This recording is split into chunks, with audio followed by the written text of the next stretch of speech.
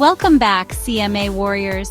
In this video, we're diving deep into a key decision-making concept: make or buy decisions.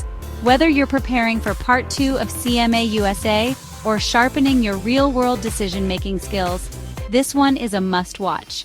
Let's begin.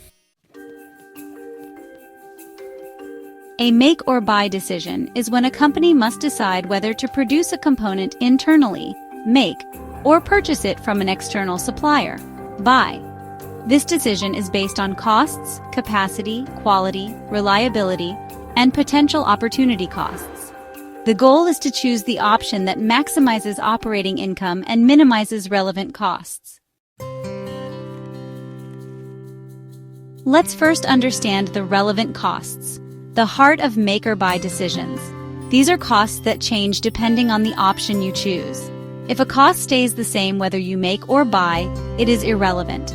Include in your analysis direct materials, direct labor, variable overhead, avoidable fixed overhead, purchase cost, opportunity cost or benefit, such as revenue from alternative use of plant.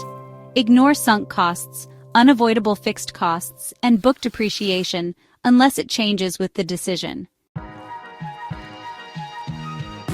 Tip: what to do. 1. Include only future costs that differ. 2. Split fixed overhead into avoidable and unavoidable. 3. Include opportunity gains like rental income. 4. Ignore depreciation unless incremental. 5. Focus on total relevant cost, not full unit cost.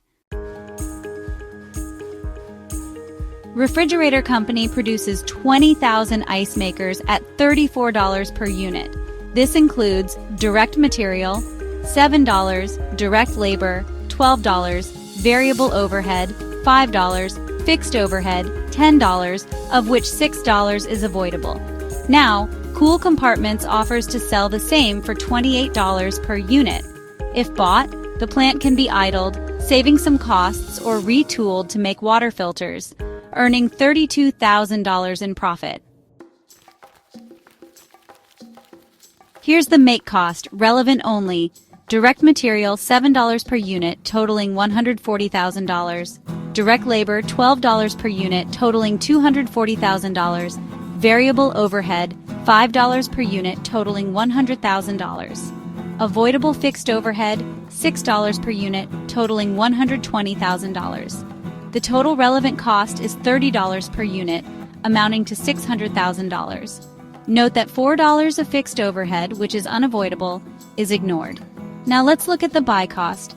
Adjusted purchase cost for 20,000 units at $28 each totals $560,000. Subtract the profit from filters, which is $32,000, giving us a net buy cost of $528,000. So the decision is to buy the ice makers and retool the plant.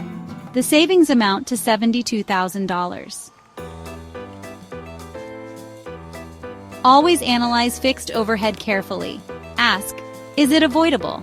Consider what else can be done with the freed resources. Opportunity benefits like plant rent or product contribution matter. Don't forget to compare total relevant costs, not full unit costs. Practice multiple choice questions to get confident with the logic.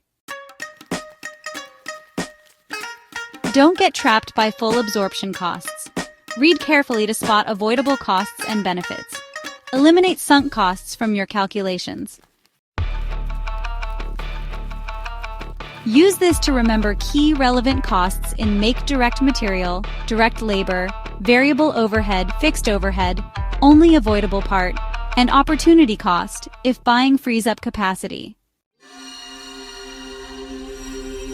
If this lecture helped simplify a tricky CMA concept, give it a thumbs up, subscribe, and share with your study group.